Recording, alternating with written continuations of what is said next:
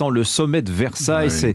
C'est la première fois que les 27 se réunissent depuis que la Russie est passée à l'attaque, depuis le 24 février. Oui, le rendez-vous était prévu pour parler du pacte de stabilité et de croissance, je crois, à Versailles, bien sûr, car quand on est pauvre et endetté jusqu'au cou, on sort l'argenterie, ça rassure les invités qui sont aussi des créanciers. Mais en 15 jours, pile, le monde a basculé, l'Europe est envahie par des millions de réfugiés. Il n'est plus l'heure de saquer la Pologne, mais de l'aider. Elle accueille plus de 2 millions de femmes et d'enfants.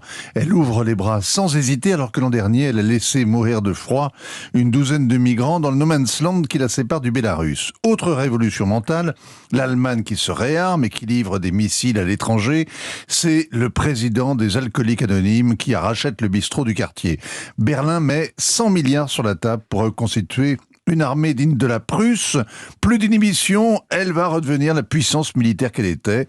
L'Europe applaudit, l'OTAN exulte, la France affiche le calme des vieilles troupes. Le débat sur l'Europe de la défense qui l'agitait depuis 50 ans est terminé. S'il y a une défense européenne, ce sera dans l'OTAN, pas à côté, mais bien aligné. Avec l'incorporation de la Suède et de la Finlande qui ne veulent plus rester neutres, un autre tabou à sauter. Bon, décidément, on est tenté de se dire qu'à chaque chose, malheur est bon, finalement. Oui, s'il n'y avait pas la souffrance des Ukrainiens pris au piège, l'Europe oserait le crier « Vive la guerre sans les canons, vive cette guerre qui nous réveille et révèle nos faiblesses ». Sauf qu'on ne forge pas une défense comme on lance un emprunt. Il faut un ennemi commun, mais il faut aussi du temps. Poutine a mis 20 ans. En attendant ces lendemains qui chantent, l'Europe va rester ce grand marché mou qui ne livre pas de bataille, mais qui délivre des sanctions. Et toute la question aujourd'hui, c'est de savoir comment faire la guerre à la Russie, comme dirait le ministre des Finances, en évitant la bérésina économique.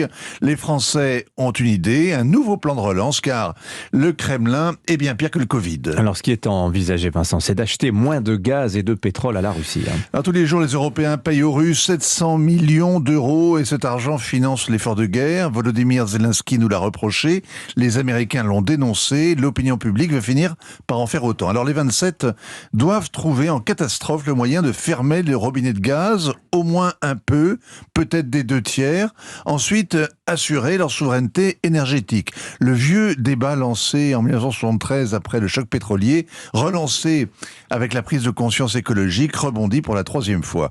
À Versailles, la Cour va jouer à la foire aux idées entre la chasse au gaspille et le rationnement digne d'une économie de guerre. La Cour est animée de pensées nobles. À tout prendre, il vaut mieux trembler de froid que de peur. Alors, qu'en est-il, Vincent, aussi de l'adhésion réclamée par l'Ukraine et ses voisines Géorgie et Moldavie ? Eh bien, on peut défier le Kremlin, mais on n'est pas complètement fou non plus. Pas question d'un nouvel élargissement, alors qu'on peine depuis 20 ans à intégrer les derniers arrivés. D'ailleurs, il y a déjà les Balkans dans la salle d'attente. Non, les Ukrainiens sont des nôtres, la Géorgie et la Moldavie aussi, mais on va leur donner un signal politique, pour ne pas dire symbolique, pour ne pas dire hypocrite. Une bonne poignée de main, mais pas la bague au doigt. Merci Vincent. Tiens Nicolas, je vais vous faire réagir à ce que vient de dire Vincent. Un sommet un peu théâtralisé, où il n'y aura pas grand chose à attendre.